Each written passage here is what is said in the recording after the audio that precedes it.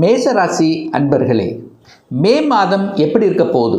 அது பர்டிகுலராக தொழில், வேலை, வியாபாரம் எப்படி இருக்குது அப்படின்னு பார்க்கும் பொழுது 10ஆம் அதிபதியை பார்க்கணும். அந்த 10ஆம் அதிபதியாக இருக்கக்கூடிய சனி பகவான் 12ஆம் இடமான விரயஸ்தானத்தில் அமர்ந்திருக்கார். அதே சமயத்தில் 7.5 சனியில் இப்போ விரய சனி வேறு இருக்குது. உங்கள் ராசிநாதனான செவ்வாய் பகவானும் விரயஸ்தானத்தில் உட்கார்ந்துருக்கார். அப்போது இந்த மாத தொடக்கத்தில் கொஞ்சம் அலைச்சல், திருச்சல், டென்ஷன், ப்ரெஷர், கோபம், ஆக்ரோஷம் இதெல்லாம் கண்டிப்பாக இருக்கும். அப்போது எப்போ சார் இது சரியாகும் அப்படின்னா, இந்த மாத இறுதியில் உங்களுக்கு அத்தனையும் சரியாக போகிறது.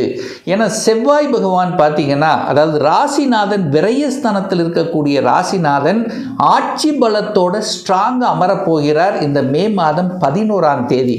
அதே சமயத்தில் இந்த குரு பெயர்ச்சிக்கு அப்புறம் பார்த்தீங்கன்னா, அந்த குரு பகவான் கடகத்தில் வந்து அமர்ந்து கொண்டு நேர சனி பகவானை பார்த்துறார்.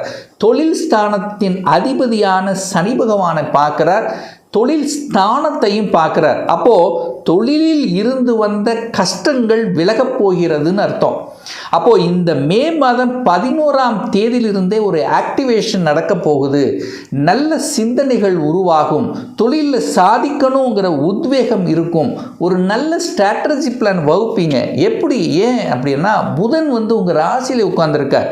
புத்திசாலித்தனமிக்க அந்த புதன் பகவான் இந்த ராசியில் உங்கள் லக்னத்தில் உட்காரும்போது அங்கே திக்பலம் பெறுது. அப்போ அறிவார்ந்த செயல்பாடுகள் நல்லா இருக்கும். சூரியன் அங்கே இருக்கும்போது அட்மினிஸ்ட்ரேஷன் நல்லா இருக்கும். அதாவது தலைமை பண்பு, நிர்வாக திறமை, ஏன், எதுக்கு, ஏன் இப்படி நடக்குது, அத்தனை விஷயத்திலும் நீங்கள் அதாவது ஒரு பிளான் வந்து பக்கவாக இருக்க போகுதுன்னு சொல்ல வர. அப்போது இந்த மாதத்தினுடைய முதல் பகுதியில் கொஞ்சம் ப்ரெஷர், டென்ஷன் இருக்கும். அதற்கப்புறம் நல்லபடியாக இருக்கக்கூடிய தன்மை, தொழிலில் புதிய யுக்திகளை கையாண்டு சாதனை புரிவதற்குண்டான காலகட்டத்தின் தொடக்கமாக இந்த மேசத்துக்கு நிச்சயமாக அமையப்பெறும். வேலையும் பார்த்தீங்கன்னாலும் இந்த வேலையில் இருக்கக்கூடிய மேசராசி என்பவர்களுக்கு கொஞ்சம் டென்ஷன், ப்ரெஷர் கண்டிப்பாக இருக்கும்.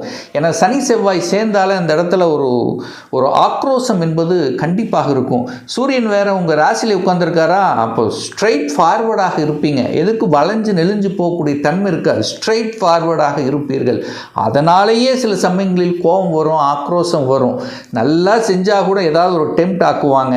ஸோ வேலை மாற்றம் ஒரு மாறணும் அப்படின்னு நினைக்கிறவங்கெல்லாம் கண்டிப்பாக இந்த மாதத்தினுடைய இறுதியில் அல்லது ஜூன் மாதத்தினுடைய தொடக்கத்தில் உங்களுக்கு ஒரு சாதகமான அம்சம் காத்து கொண்டிருக்கிறது. அத்தனை சேஞ்சஸ், தொழில் சேஞ்சஸ், வேலை சேஞ்சஸ், வியாபாரம் சம்பந்தப்பட்ட புதிய ஒப்பந்தங்கள் சார்ந்த விஷயங்கள், உங்களுடைய இடமாற்றம் சம்பந்தப்பட்ட விஷயங்கள், ப்ரமோஷன் சம்பந்தப்பட்ட விஷயங்கள் அத்தனையும் இந்த மாதத்தினுடைய இறுதியில் சாதகமாக தென்படுகிறது இந்த மேசராசி அன்பர்களுக்கு. சார் பொருளாதாரம் சார்ந்த விஷயங்கள் எப்படி சார் இருக்கும் அப்படின்னு பார்த்தீங்கன்னா, 2ஆம் அதிபதியை பார்க்கணும். அந்த 2ஆம் அதிபதியான சுக்கிரன் ஆட்சி பலத்தோட ஸ்ட்ராங்காக இருக்கார். அதாவது சுக்கிரன் தான் உங்களுக்கு பொருளாதார, அதாவது 2ஆம் அதிபதி, குடும்பத்தை அமைத்து கொடுக்கக்கூடியவன், தனத்தை கொடுக்கக்கூடியவன் சுக்கிரன். அவர் வலிமையாக இந்த மாதம் இருக்கார். அதனால் நீங்கள் பொருளாதாரத்துக்கெல்லாம் உங்களுக்கு எந்த பிரச்சனையும் ஏற்படுத்த போவதில்லை. எவ்வளவு அழுத்தம், ப்ரெஷர், பொருளாதார இது இருந்தாலும் அதை சமாளிக்கக்கூடிய ஆற்றலும் கண்டிப்பாக கொடுத்துரும். அதுவும் குறிப்பாக இந்த 14ஆம் தேதிக்கு அப்புறம், மே 14 தேதிக்கு அப்புறம் இந்த சுக்கிரன் குருவோடு சேர்ந்திருக்க போகிறார். குரு சுக்கிரன் இணைவு, குரு சுக்கிரன் இணைந்தாலே உங்கள் முயற்சியால் பொருளாதாரம் மேம்படும். இந்த மேசத்துக்கு இந்த மாதம் பொருளாதார விஷயத்தில், பண விஷயத்தில் எந்த பிரச்சனையும் ஏற்படுத்த போவதில்லை. குரு சுக்கிரன் இணைகிறாரு, அப்போ சொல்லவே வேண்டியதில்லை. பணம் ஏதோ ஒரு வகையில் உங்கள் முயற்சியால் கிடைக்க பெறும் அப்படிங்கிறது தான் அர்த்தம். சுப காரியங்கள், திருமண விஷயங்கள் எப்படி சார் இருக்கும் அப்படின்னு பார்த்தீங்கன்னா, இந்த மே மாதம் 14ஆம் தேதிக்கு அப்புறம் எந்த விஷயத்திலும் தடங்கள் இல்லை. திருமணம் டக்கு நடக்கக்கூடிய தன்மை, திருமணம் சார்ந்த விஷயங்கள், சுப காரியங்கள் சம்பந்தப்பட்ட விஷயங்கள் சிறப்பு பெறுகின்ற ஒரு அற்புதமான ஒரு மாதம் மேசராசி என்பவர்களுக்கு அப்படின்னு சொல்லுவேன். ஏன்னா குரு பகவான் நேர 7ஆம் இடத்தை பார்க்கிறார், திருமண ஸ்தானத்தை பார்க்கிறார். அப்போ ஒரு சுப கிரகம் பாக்யாதிபதியாக இருக்கக்கூடிய குரு பகவான் திருமண ஸ்தானத்தை பார்க்கக்கூடிய அமைப்புள்ள இந்த காலகட்டத்தில் திருமண வாய்ப்புகள், சந்தோஷம் தரக்கூடிய சில விஷயங்கள் உங்கள் குடும்பத்தில் உங்களுக்கோ அல்லது உங்கள் குடும்ப உறுப்பினர்களுக்கோ அல்லது சகோதர சகோதரிகளுக்கோ அதாவது இரத்தபந்த உறவினர்களுக்கு நடக்கக்கூடிய அத்தனை வாய்ப்புகள் பிரகாசமாக இருக்கிறது. இந்த மேசராசி என்பவர்கள் ஒரு சிலர் பாருங்கள், அந்த கூட்டு தொழிலில், அது குறிப்பாக கணவன் மனைவி 2 பேரும் சேர்ந்து செய்யணுங்கிற எண்ணம் உங்கள் ஆழ்மனதில் விதைக்கக்கூடிய ஒரு மாதமாக இந்த மேசத்துக்கு இருக்கும். நண்பர்கள், நல்ல நண்பர்கள் கிடைக்கக்கூடிய ஒரு மாதம். சமூகத்துக்கு ஏதாவது ஒரு நல்ல விஷயங்கள் செய்யணுங்கிறது உங்கள் மனதில் ஆழமாக பதியக்கூடிய தன்மை, இதெல்லாமே நல்லா இருக்கும். அதுவும் குறிப்பாக சொல்லப்போனால் இந்த டிராவல், சிறு தூர பிரயாணங்கள், தூரதேச பிரயாணங்கள் மூலமாக நன்மை தரக்கூடிய ஒரு மாதம் இந்த மேசத்துக்குன்னு சொல்லுவேன். அதாவது அலைச்சல் திருச்சல் கொடுத்தாலும், பிரயாணங்களை கொடுத்தாலும் ஆதாயம் கொடுக்கும், ஆதாயத்தின் மூலமாக தனவரவு கிடைக்கும் அப்படிங்கிறது தான் அமைப்பு.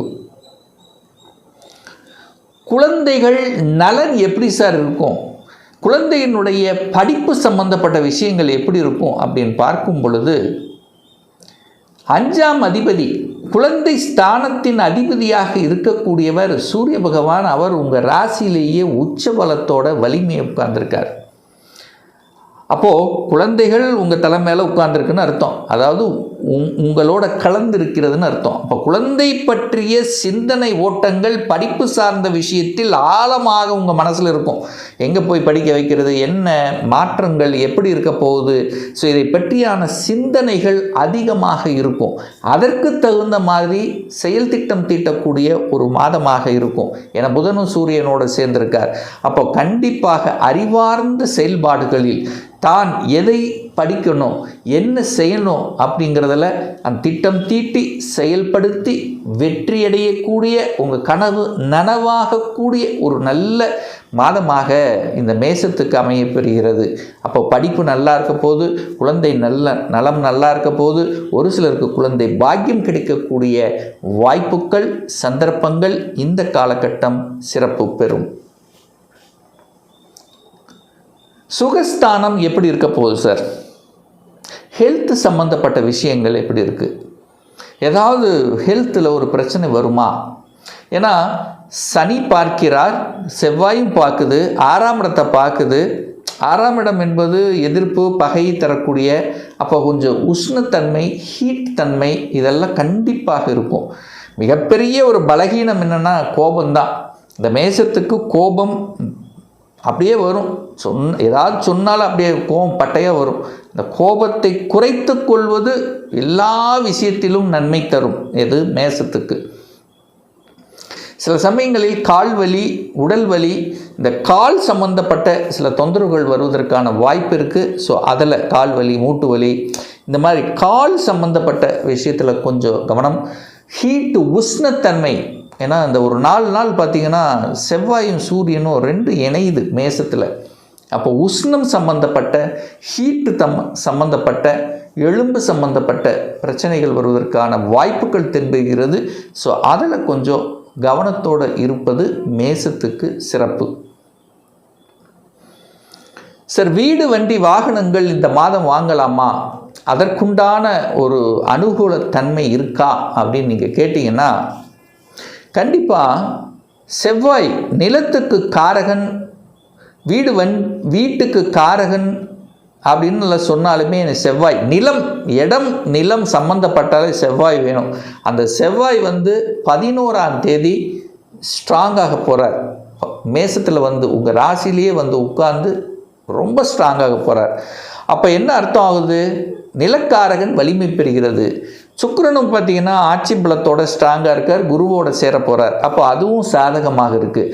அப்போ செவ்வாயும் சுக்கிரனும் நல்லபடியாக இருக்கின்ற காரணத்தால் நிலம் சார்ந்த விஷயங்கள், இடம் சார்ந்த விஷயங்கள், வண்டி வாகனம் சம்பந்தப்பட்ட விஷயங்கள், வீடு சம்பந்தப்பட்ட விஷயங்கள் நன்மையை தரக்கூடிய ஒரு நல்ல மாதம் இந்த மேசராசி அன்பர்களுக்கு. அதே சமயத்தில் பார்த்தீங்கன்னா இந்த வெளிநாடு செல்லக்கூடிய யோகம் இருக்கா அப்படின்னு கேட்டிங்கன்னா கண்டிப்பாக உண்டு. எப்போ உண்டுன்னா இந்த மே மாதம் இறுதியில், இந்த மே மாத இறுதிக்கு அப்புறம் யாரெல்லாம் வெளியூர், வெளி மாநிலம், அந்நிய தேசத்தில் போய் வேலை பார்க்கணும், அதில் வேலை மாற்றம், இடமாற்றம், இந்த மாதிரி மாற்றங்களை செய்யணும்னு நினைக்கிறீங்களெல்லாம் இந்த மே மாதம் இறுதி வாக்கில், அதாவது கடைசி வாரத்திலிருந்து உங்கள் எண்ணங்கள் ஈடேறும். அப்போது வெளிநாட்டு சம்பந்தப்பட்ட விஷயங்கள், வெளிநாட்டு ஒப்பந்தம் சம்பந்தப்பட்ட விஷயங்கள், வெளிநாட்டு போயிட்டு வரக்கூடிய விஷயங்கள், தொழில் சம்பந்தப்பட்ட விஷயங்கள் சாதகமாக இருக்கிறது. ஸோ ஆக மொத்தம் இந்த மே மாதம் முதல் பகுதியை தவிர்த்து விட்டு இரண்டாம் பகுதியிலிருந்து உங்களுக்கு நல்ல விஷயங்கள், நல்ல செய்திகள், உங்களுக்கு மனதுக்கு பிடித்த ஒரு நல்ல செய்தி, எதுக்காக நீங்கள் கடந்த 2-3 மாதங்களாக உங்கள் ஆழ்மனதில் தோன்றிக் கொண்டிருக்கிறதோ அது செயல்படுத்தக்கூடிய ஒரு நல்ல மாதமாக இந்த மேசத்துக்கு அமையும் என்று சொன்னால் அது மிகையாகாது.